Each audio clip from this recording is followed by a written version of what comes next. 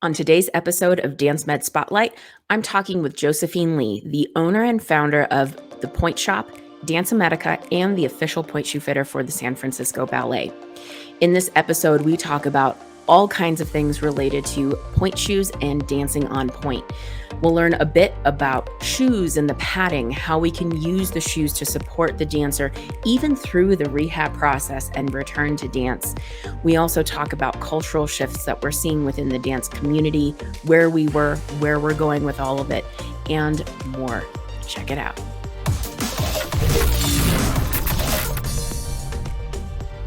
Welcome back to another episode of Dance Med Spotlight, where we talk about all things dance medicine. Today, I am super excited for the person who is my very first guest for an episode. All my other ones have just been me.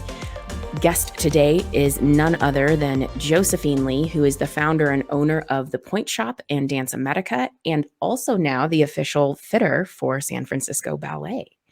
Welcome, Josephine. Thank you so much for having me.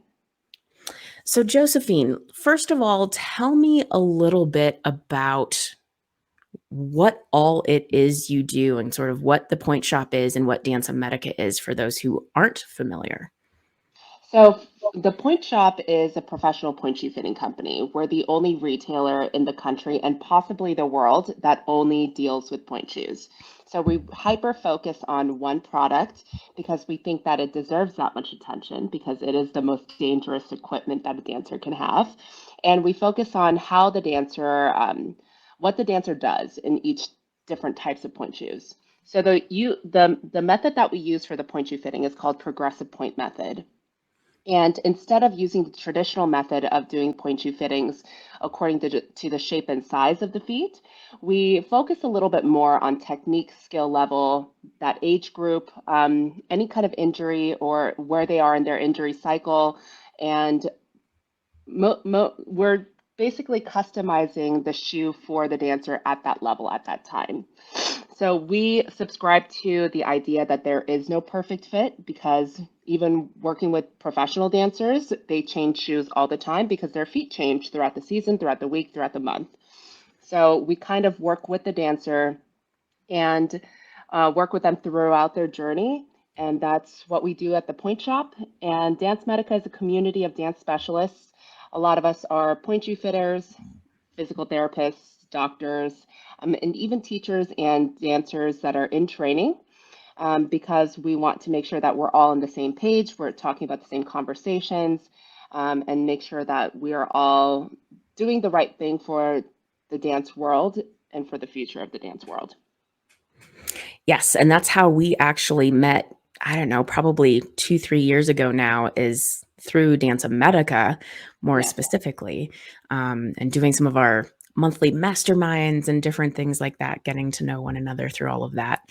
And knowing we also have background, both of us, with Toastmasters, which was kind of fun. Right. I keep finding people that have done it, which is awesome to be able to sort of bond over. Right. So let's talk a little bit more about pointe shoes. I know when I was growing up, it was a while back when I was doing pointe myself, and there weren't many options. Now there are a million different companies that all have different styles within it and a lot of different things that dancers have to consider. What are some things, thinking about the audience here of dance medical professionals, what are some things that people maybe should be aware of with working with dancers on pointe if they're not already familiar with pointe shoes? Just knowing that each pointe shoe and how it functions affects the dancer in a different way. So if the dancer, let's say, is great at balancing and they're not so great at, let's say, staying on the center of their box, so they sickle a little bit. They're great at balancing, but they can do that even at the edge of their platform. Then we need to train the dancer to go to the middle of the platform. So we have to identify first the problem and what the dancer is good or bad at. And then we have to kind of edge them to the end goal, which is like to get to the center of the platform. And sometimes that looks like just working with a pointe shoe. And there are certain pointe shoes that they're going to do that better than others. And sometimes that looks like working with a professional. So let's say your team, the dancer has a team of people behind them, their teacher, their pointe shoe fitter, their PT. If we're all in this conversation together and we all have this goal to get this dancer in the center of their platform because she has an issue with that, then we figure out what kind of exercises the dancer is going to get from the PT, what the teacher is going to be looking for in class, and what the pointe shoe is doing. So ideally, we would have a team behind us to talk about these different problems and to get them to the goal. So that's the ideal situation. Most of the time, they're just going to have a pointe shoe fitter, and most of the time they will just go to see a PT when they have a chronic injury. We're trying to change that and trying to catch things before it gets into the chronic stage of things, but it doesn't always happen. So that's one of the goals for DanceMedica, to get the dancers in sooner rather than later, and also figuring out what the problem is first for each dancer, and then how we can all work together to get them there. Pointe shoe is not going to fix the dancer's problem. It's just going to mitigate it. It's going to slow it down, and it's going to help them teach. It's going to teach the dancer where they need to be. But unfortunately, pointe shoe alone can't solve the issue. And being part of DanceMedica and seeing some of the information that comes out, I think last year maybe I did the basic fitter program that the Pointe Shop offers. Tell us a little bit about what that is. So the basic training for the progressive pointe method is the first quarter of the pointe shoe fitting training. It basically talks about the general idea of the progressive pointe method. It talks about the different components of the shoe and what each of these components will do on the dancer. It doesn't teach you necessarily what the combination of each of these components will do and the different types of pointe shoes that are out there that will do these things. For example, in general, in the basic training, you will learn that a shorter vamp will get the dancer over their platform a little bit better. In real life, if the vamp is a little bit shorter, but let's say that the shank is flat, or the shank is not shank is flat, or it's a little bit harder, or the shape of the box is a little bit it's a little bit more tapered, then you'll notice that the dancer is actually not getting over their box. So the actual fitting component comes later on, but the basic training shows you just the general idea of what each of these components will do. It doesn't always translate completely in real life because you have to take the entire shoe into consideration, and that's when experience and training comes into play. But you get a really good idea of what a shoe can do for the dancer and like what is possible if the dancer is capable of doing certain things. Yeah, I think that's one thing that I really liked about taking that training is getting a better understanding of what the different elements of the shoe are actually doing, not just, and we think about that as physical therapists, for example, when we're looking at running shoes for somebody. What does the heel counter do for us? What does the sole do for us, and the shape of it and all of that kind of stuff? So it's all the same kinds of information, but specific to pointe shoes, and knowing, if a dancer has a bunion that is forming, are there certain elements that maybe they pay a little bit more attention to or need to consider when they're looking at some of the different styles of shoes? Right. And it can get as complicated as it gets because it's almost like chemistry rather than just a simple equation, because it's not high profile foot plus low profile pointe shoe pulls you back. It's not how that works. You'll notice that there's so many different things that you need to consider with a specific dancer and a specific pointe shoe that it's really individualized more than anything else. So, for example, eggs can be very good for you, right? Or if you're allergic to eggs, it could be really bad for you. So it's not just a end all be all. So we just gave Mhm. you the very, very basics of pointe shoe fitting, but it's not it. And that's one of the reasons why if you scroll through my Instagram, for instance, you'll notice that I don't ever talk about actual brands unless I'm just talking about the brand itself. Like I'm not talking about Mhm. what it does specifically because it's going to do something very different. And I just posted something about this hypermobile dancer Mm. who just got on point and she is snapping point shoes. And somebody in the comments said, "Oh, I think it's like kind of their thing why they don't talk about the shoe itself." And another dancer was like, "I have hypermobility. What shoe is this? I want to try it out." But that doesn't mean that this shoe is going to work for this dancer because they're hypermobile. It just means that it works for this specific dancer. So if anyone takes anything away from any of our social media posts or our progressive point method and our basic training, it's that every person is so different, and you have to consider every single thing. You have to consider skin type. You have to consider their body weight, their turnout, how much rotation they have, how much range of motion that they have, and their ankle versus their metatarsals and their toes, and all of those things come into play. So it's really like a chemistry lesson more than Mhm. anything else. So you can kind of understand the basics of it, but that doesn't mean that uh, there's there's no there's no same solution for the same problem. It's all going Mhm. to be different. Mhm. One thing I also got through that training that I thought was really interesting, I hadn't thought about it this way before, but now in hindsight, it's like, oh my gosh, yes, of course. Why wouldn't it be this way?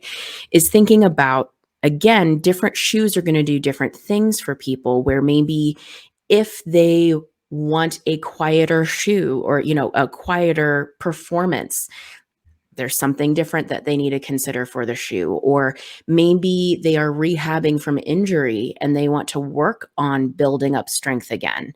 They need different qualities in a shoe. And so that you can actually use the shoe almost as part of their rehab or training process, not just as the thing that happens to be on their foot as they're dancing. Exactly. And this is where our team comes into play. If I knew that a dancer is working with you, Alyssa, and she is now coming back to point after an injury, and I know that you're only going to be using this point shoe during rehab, not in center doing 32 fouettes, but we're just going to be at the bar and you're just going to be doing exercises on point. That's going to be a wildly different shoe than the shoe I'm going to put them in if they're going back to center. So that's Mhm. different. And knowing that, having that conversation and knowing that information is crucial to what type of point should I'm going to give to you, to the dancer. And Mhm. then once we're done and we're cleared for center, then they come back to us. You give me information with the dancer's permission, of course, and we discuss what we need to do. She's still falling towards her pinky toe. She's still falling over towards the top of the platform. Then I can make the decision to what kind of point shoes the dancer is going to need. Mhm.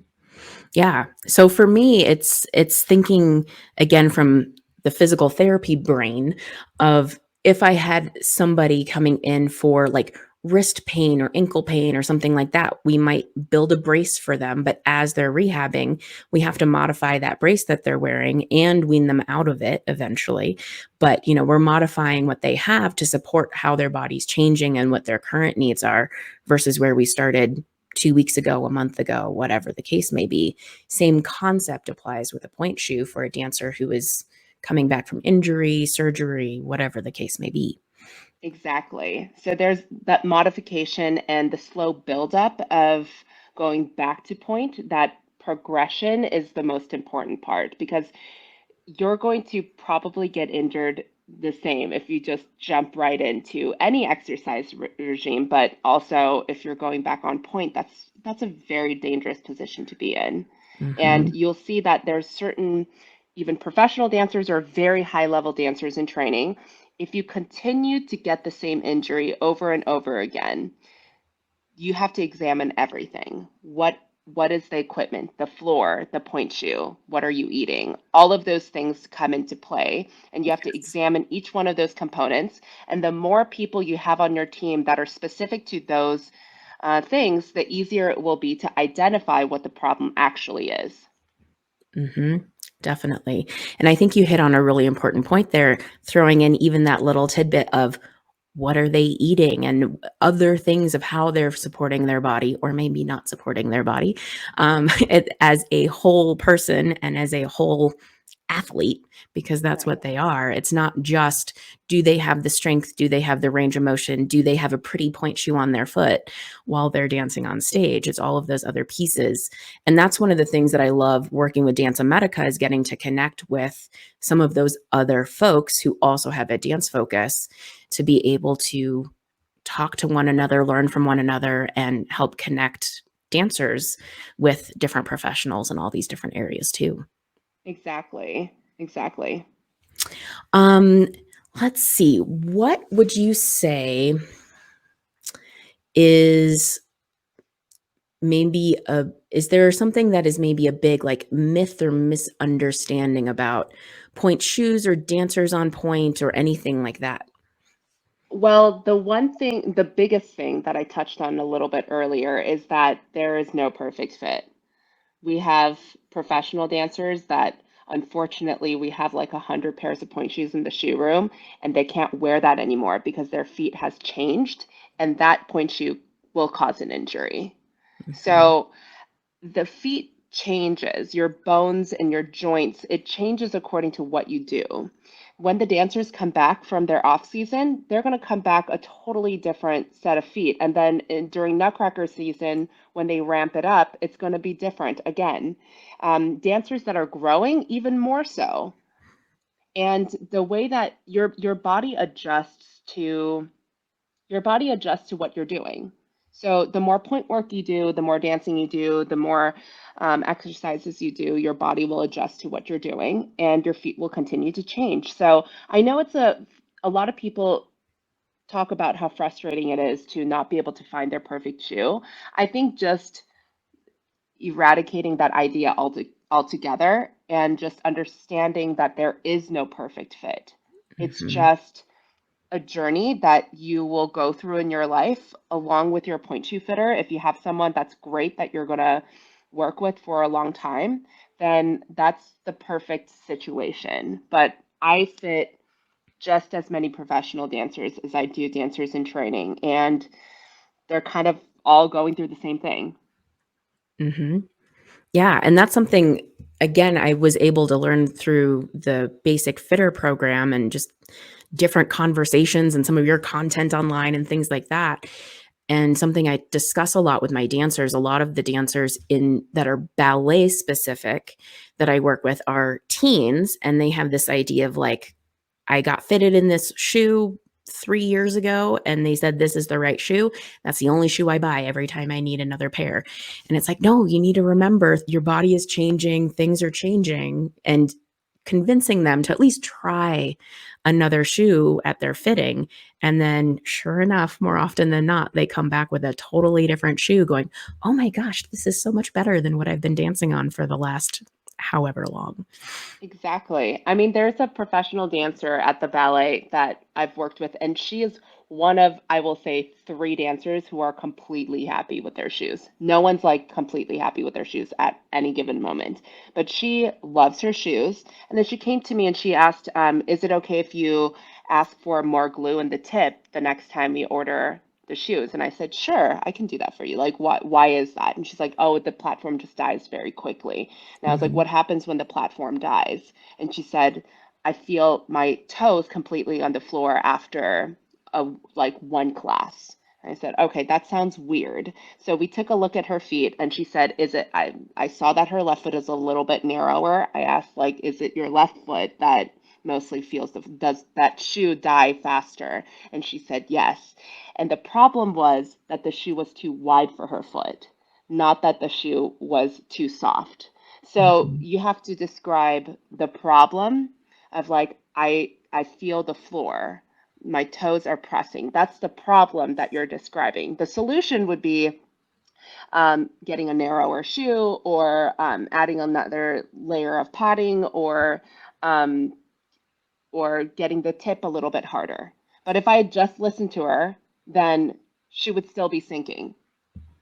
Mhm. But identifying what the problem is and then trying to find the solution and working backwards is actually much more efficient for the fitter than it is to just come to them with a solution already, because that may not solve the problem at all. Mm-hmm. And a lot of people have no idea why they do certain things because pointe shoes are very strange. A shoe that is too a shoe that's too wide is going to feel exactly the same as a shoe that's too short. So if you come in and say that the shoe is too short and I just give you a bigger shoe and it just looks really baggy and odd, that's not the solution. Right. So it's almost like your senses kind of play a strange mind game with you. It's just figuring out like what is it exactly the problem is. And that's the easiest way to kind of figure out the real solution. Mm-hmm. Let's talk a little bit about padding in pointe shoes. I know there's some dancers who love having everything that can possibly fit in the shoe to make it super cushy for them, and then some who like nothing. For people, again, who maybe aren't as familiar with pointe shoes or haven't experienced wearing them, talk to me a little bit about what we can consider and think about when it comes to padding. So when it comes to padding, less is always better, only because you feel the floor a little bit more, you have more control over your shoes, all of that. The reason why padding exists is because your feet are asymmetrical and your pointe shoes are not. Your pointe shoes are symmetrical. So what that does is that there are all these parts of your foot that sticks out that will give you a hot spot. Your bunion, your joints, your toes, wherever. If it sticks out, if it's not perfectly symmetrical, it's going to feel that way. And there's also going to be negative spaces between your toes, on your pinky toe side, wherever it might be, there's going to be negative spaces.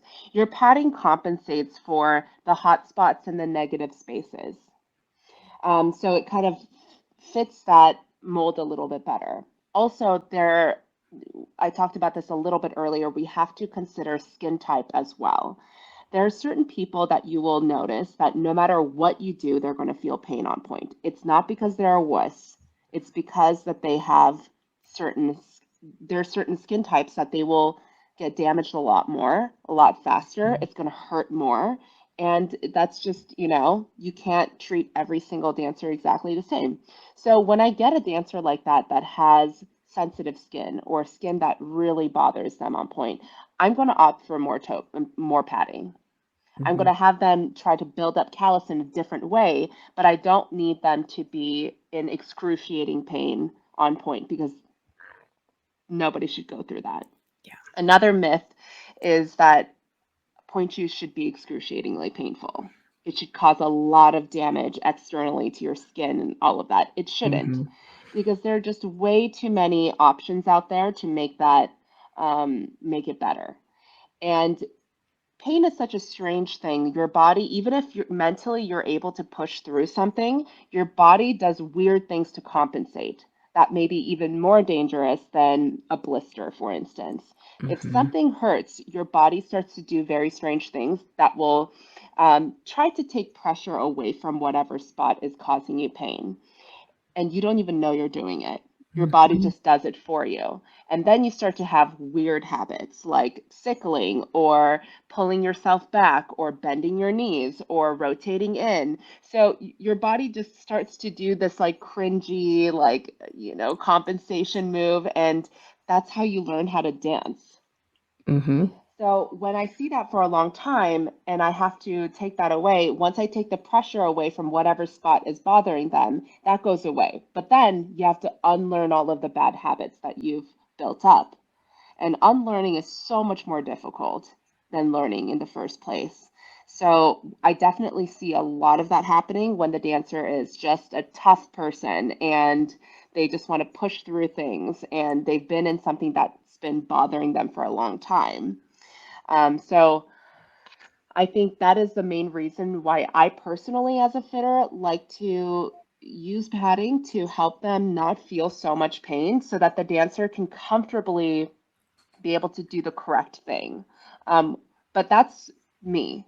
Even within our own company, there are some fitters that will say like they opt for less padding because their Mm-hmm. philosophy is if you can't feel anything, then they're they're not going to learn anything. And you're going to get different people, even if you go to the Pointe Shop anywhere in California, you get different fitters. We all have slightly different philosophies according to what our trauma was. Mine was definitely pain. So I talk about pain all the time Mhm. because everything hurts so bad. I had no toenails like when I was dancing on pointe because nothing was narrow enough for me. But I'm very sensitive to that because I knew I did something incorrectly. I knew I did lifelong damage because of that. Mhm. Some other dancers, maybe they twisted their ankle because there was too much padding and they are really sensitive to that. So they want to make sure that the dancer can feel everything. So we all fit a different way, but I personally like to use padding. If you come to me, I'm going to be like the nicest fitter because I'm going to send you home with something that you don't feel pain in. But Mhm. everyone's a little bit different, even in our Mhm. company, even though we went through the same training. Yeah. And I think it's, it really is most important for a dancer to find the people that are the right fit for them that help them achieve the goals that they're looking for. And so whether Exactly. that is you with your philosophy with more, sort of pain management on point versus somebody else who wants to be able to feel the floor more or whatever. And same for physical therapy. I have a different philosophy and way of treating my patients than somebody else who also works with dancers a lot. We all kind of have our own thing, but it just needs to be the right fit. I think so too. And finding that team, I think, is really confusing for a lot of dancers because one, I don't even know like what all the different acronyms mean. How would they Mhm. know? I started DanceMedica. I still don't understand everything. And it's really hard to navigate, but at least we can narrow it down for them in DanceMedica to figure out who understands dance. Because Yes. nobody in DanceMedica is going to tell you need to stop dancing because whatever this is not going to help you in the long term. We will work with you so that you can continue to dance as long as you want, as long as you need. And I Mhm. think that's the overall mindset of the entire team at Dance Medica. Yeah, and I think that's really important. I know I was an injured dancer back in high school, and the two pieces of advice that I got back then was either just stop dancing and it'll get better. Part of what happened, so for people who don't know my story from it, I was doing a show and somebody needed to cross behind me, accidentally pulled my back foot out from underneath me, Oh, and I went knee down into the stage and subluxed or dislocated my kneecap and tore some stuff. Like, we never really figured out what happened with it. But it was either just stop dancing. And then the other thing that I was told was just take a leave and do squats, you'll be fine. Neither of those pieces of advice were helpful at all, and it wasn't until I got to PT school and started fiddling around with knees and learning, "Oh, maybe this is what's wrong, and maybe this is what I should try doing about it," and that sort of thing. But, having somebody who understands dance, understands the culture, the language, the shoes, the whatever all goes with it is so important for a smoother recovery process and getting better advice than just not dancing or just take meds and you'll be fine. exactly. And I think almost every single one of us has that kind of experience, which is why we ended up in this field. Mhm. Because we have all been told not to dance anymore. We've all been told to just rest. And then when we came back to dance, found out that it just came right back. Right. Surprise, So it's surprise. surprise, surprise. And in many parts of the country and in many parts of the world, that's still the case. Mhm. They're still told that they need to just stop dancing or give it a rest. And then when they come back and then they go back to the same exact injuries, then they'll think maybe I wasn't cut out for this. Mhm. Yep, And that's another definitely. thing about figuring out the root of the problem is that, you're never actually getting to the real problem because we're dancers. We're not, when we start dancing again, that's very different than somebody who needs to just be able to walk again. You're dancing on point. That wasn't supposed to be how the body was designed. Right. So it's something that we need to take more into consideration, and it needs to go so much beyond what just the average person needs from their medical team. Mhm. Definitely. What would you say for dancers who maybe are training at a school or professionals where the company that they're with is telling them, we only use this shoe for points. Oh, I'm so happy that's changing now. Um, when I first started doing point shoe fitting, like lowly Josephine, nobody knows who we are, that was a lot more prominent. It's but I think that it's changing a lot Mhm, with some of the bigger companies too, like in the San Francisco Ballet, which is like one of the best ballet companies in the world.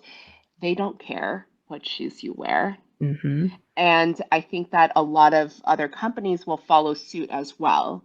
But I think it needs to almost change from the top down, where like the bigger companies, and ABT is already doing this as well. ABT's been doing this for a long time. They don't care what the dancer wears. mhm, It needs to work for the dancer. And I think this idea and this philosophy is becoming more prominent, especially because there's such a wave of female artistic directors that are coming into play right now, and they understand that your shoes need to fit you. mhm. And I think that is honestly one of the biggest changes that, I was privileged to see in my lifetime is that change in artistic directorship to the female artistic director who understands point shoes so well and their relationship with their shoes. Mhm. And they're saying, it doesn't matter what the shoe wears as long as it works for the dancer. And I love that change so much. There are still some schools that will only allow a certain brand, Mhm. and there's no rhyme or reason for that. But even in those schools, when and I try to work with them as much as possible because I say, like, at least I can stay within this brand and find you the best model and the best maker or whatever. Um, if it really doesn't work for someone, then that is a conversation that I'm willing to have with the teacher or the director to advocate for the dancer. So Mhm. I will do my best possible work to try to make that work, to make the wishes of the director work for the dancer. If it absolutely does not work, or if it's a safety problem, I will advocate for the dancer.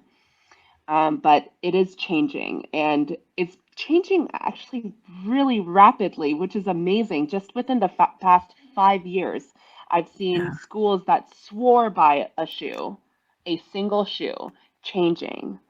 And I think awesome. um, we're the first independent point shoe fitters that have been hired by a professional company.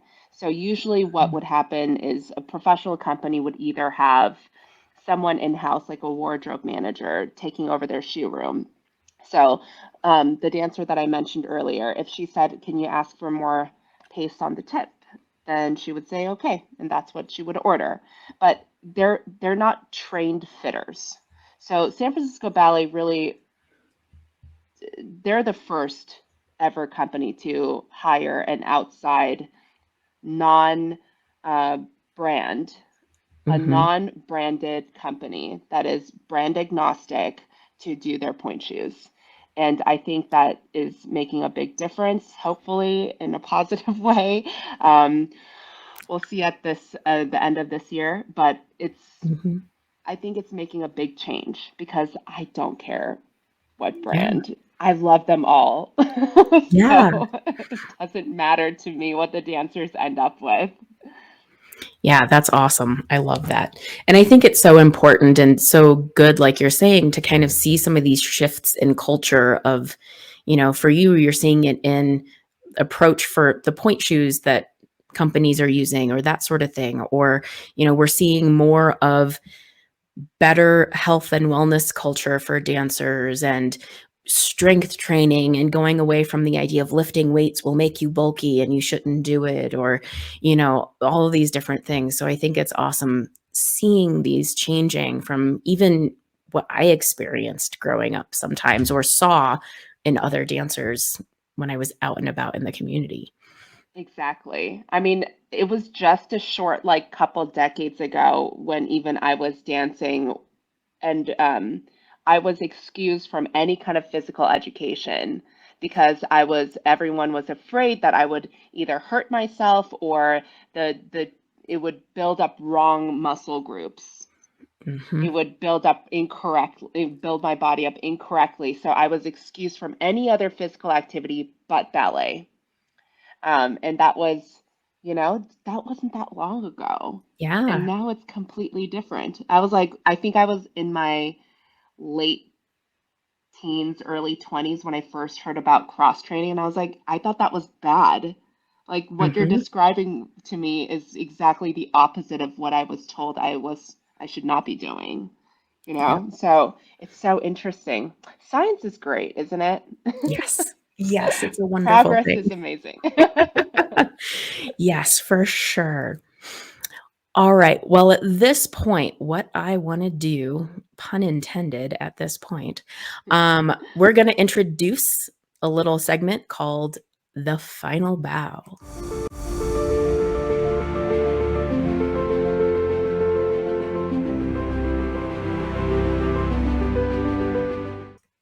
Ooh, I love So, that. the final bow is basically what is your take home message for people who have been watching this episode and want to, what should they be walking away with?